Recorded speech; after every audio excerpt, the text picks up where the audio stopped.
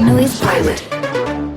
Steph, we had a pretty good Christmas, didn't we? Yeah. I got so many awesome presents, and I know this isn't a video podcast, but I got this awesome Rasputin shirt from you from the first episode. Yes, it was very fun finding that. Amongst a bunch of like other really cool presents, I've been spoiled by you again. Always. But I made a mistake because I gave you a Christmas list that you did indeed follow to the T, but I gave you the wrong one, and I've actually found the Christmas list of presents that you were actually supposed to get me.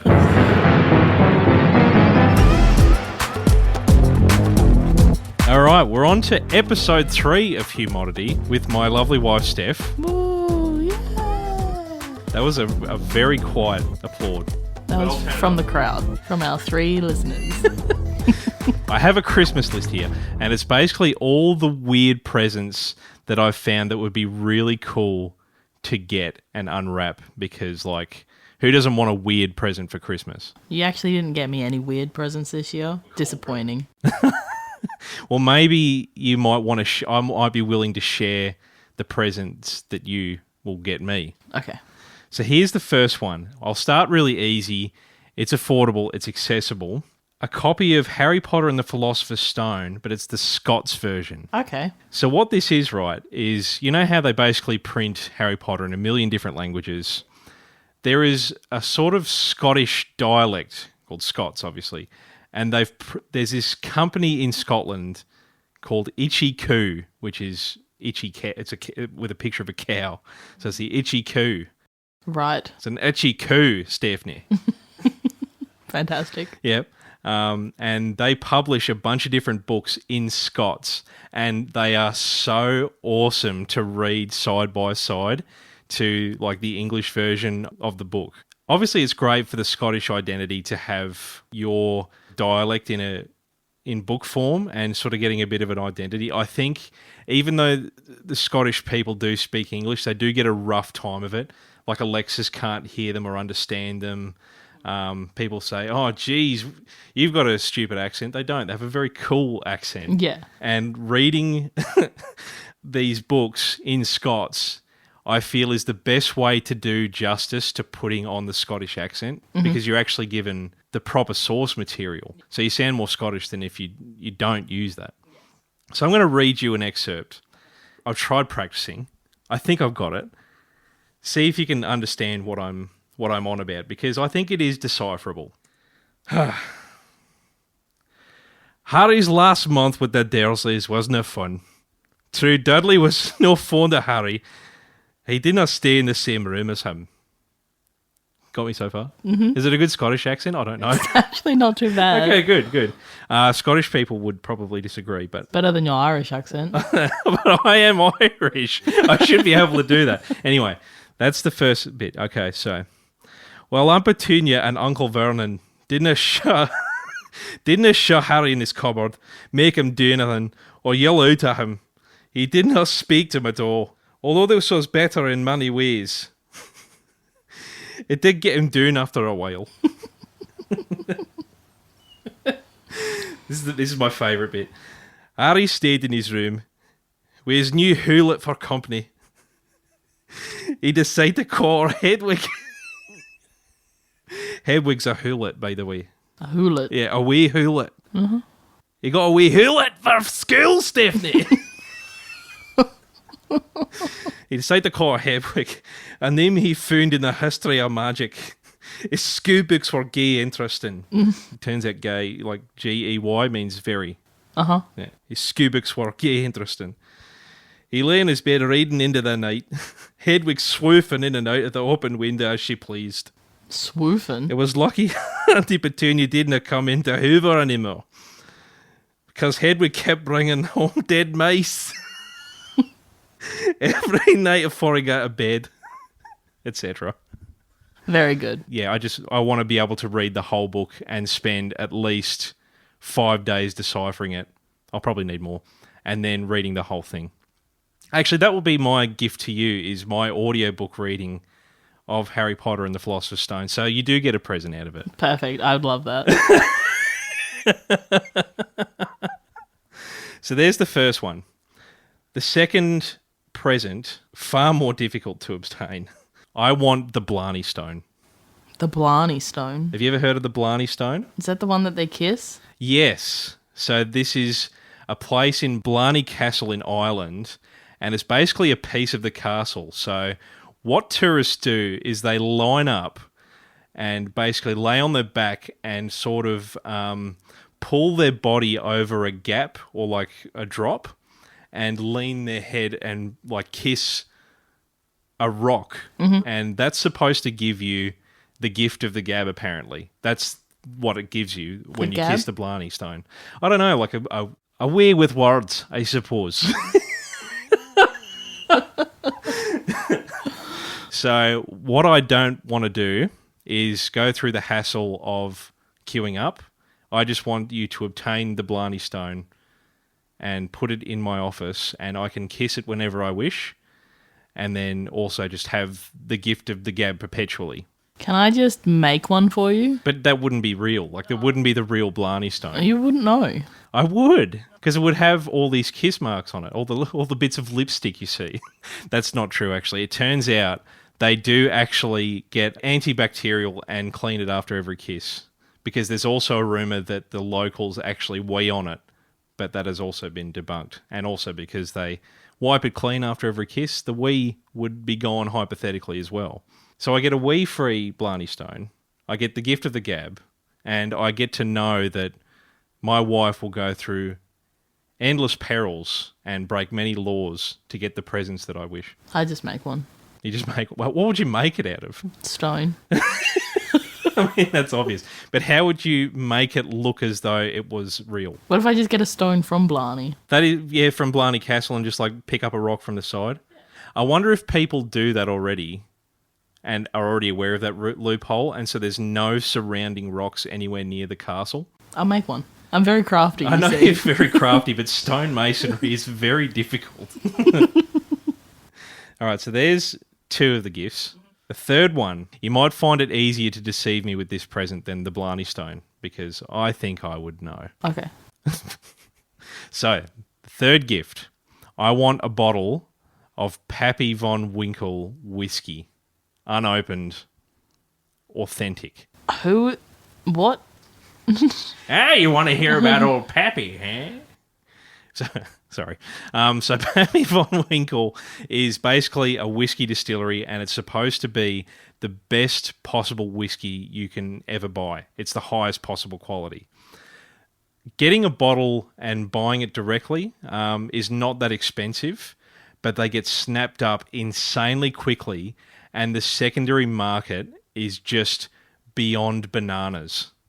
To the point where people are paying tens of thousands of dollars to get a bottle of it.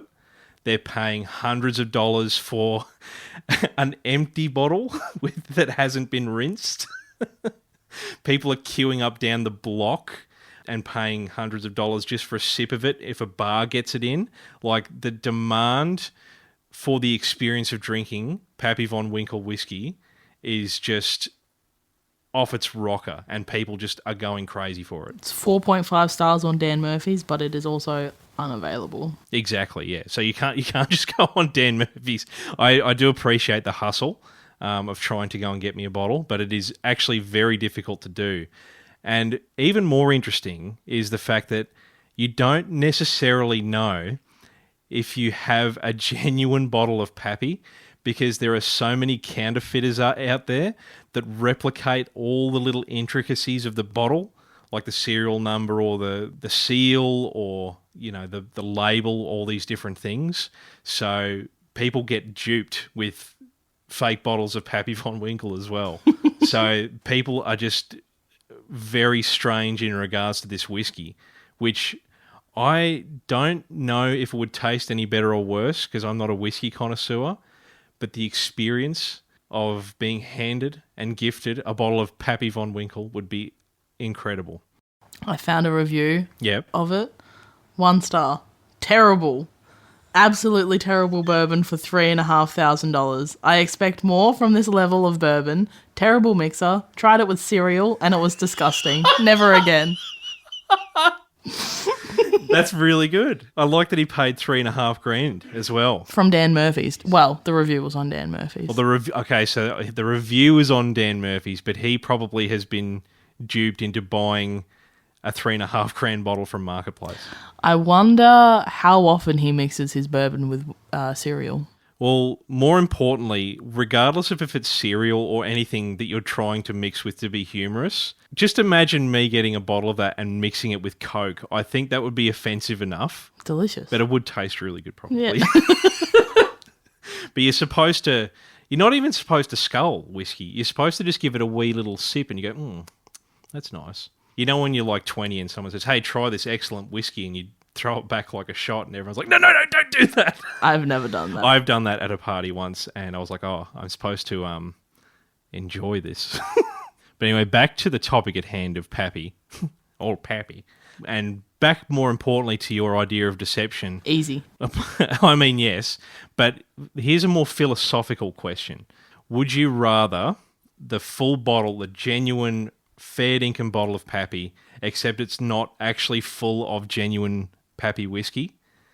Or would you rather an unmarked bottle, but it's definitely Pappy whiskey? Which would you prefer? Surely just the bottle that says Pappy. You don't care what whiskey's in there. You just want the bottle. I don't really care for whiskey, so yeah, I'll keep the bottle. And the thing is, everyone would believe that you had drunk it. Whereas if you had an unmarked bottle of whiskey, how would you know? Because, like, Pappy come up to you and said, hey, it's me, Pappy. I don't know why he sounds Here's like a my crazy... whiskey. I don't know why I painted him as a crazy old man. But he says, this one's real, but no one else can know except you because I've given you this stupid bottle. Yeah, nah. Give me the bottle. Yeah. That's a really cool trophy to have, even if it was a fake one. Yeah. So that we've now narrowed down a much easier present for you to have gotten me, and that is just an empty bottle of Pappy. It's about $300 to get one. Oh, I can make one. No, you're missing the point, Steph. The next thing, okay, this is probably, I would argue this is a bit more difficult because you can obtain those things, maybe not the Blarney Stone, but this is what is known as the Volkswagen P car. This is the coolest vehicle I've ever seen, and it was made specifically for a Bird's Eye frozen vegetables commercial. It looks like a VW Beetle, but it's perfectly sphere shape and green. It looks like a big pea. It looks like a giant pea. I think I remember this ad. The premise is, this is a really silly premise, by the way. Buying vegetables fresh at the supermarket means that they lose their nutrition over time because they're, obviously decaying. Whereas Bird's Eye, because it's frozen, preserves the nutrients in the freezer, so they're always packed with nutrition. So basically the ad is this little pea car driving around in the countryside of England, but all the panels are falling off because it's fresh and that it's deteriorating. And then at the end of the commercial, a bunch more of these pea cars come off the back of a truck because they're frozen and they are still in one piece, you know what I mean? Peace. Peas, yes. But what's really cool about this car is it's built like on a go-kart motor and like a chassis has been built around it. This thing can get up to like 100 k's an hour. So not only does it look cool, it goes super fast. And I would have so much fun in this if you could obtain it for me. Easy. I believe there's only one of them, and I believe it's hidden away in a museum. So you would have to break in. But I would assume they would leave the keys in there. So you could just start it and drive it out and bring it to me. Perfect. Okay, great. For legal purposes, we will not be doing that. That would be theft and that would be wrong. Same with the Blarney Stone, actually, because that would also be theft. And there you go. There is my actual Christmas list. Personally, I think the Rasputin shirt is a lot better and way more fun. Also a lot cheaper and easy to obtain. Yeah, less exhausting. Have you got any presents that you wish I got you? I'm putting you on the spot. This isn't very fun, is it? I know what you want. Okay.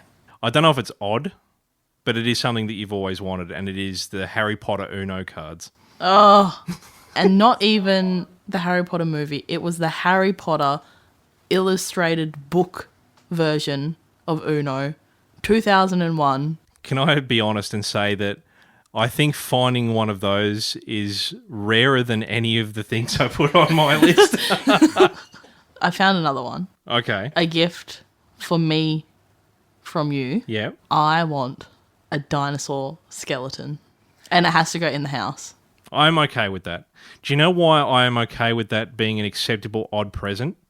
Because it is really odd to think of a bunch of blokes digging a hole in the ground, finding some bones, and thinking they've pieced together an animal that they've never actually seen before. It's a puzzle. It's a puzzle that came with no instructions, and we don't actually know that they've been put together correctly. I believe they have been put together correctly. Actually, I know how to one-up that. I will gift you the archaeological location of an undiscovered dinosaur, and then you can go and dig it up and put it together. Yes. With no prior experience. Yeah. I've seen The Mummy. There you go. That's a great present. Happy Christmas. Perfect. I know it's like early January, but it counts. It counts. We had to have the Christmas presents first. Yeah, exactly. We're on holiday. Yeah, we had to have Christmas to realise we're bitterly disappointed with it. That is Humodity once again. Has it been fun? Humorously. Humorously. I can't do a Scottish accent. And I won't try. make you. I can't believe I'm doing it in front of an audience. Pretty embarrassing. But it was really good fun. If you are Scottish, please roast my horrible... Actually, don't. I'm sensitive. But do give a 5-star review and share this episode to your mates and stuff. Follow us on the Noise Pilot socials, and we'll see you in the next episode. Yay! The crowd goes wild again.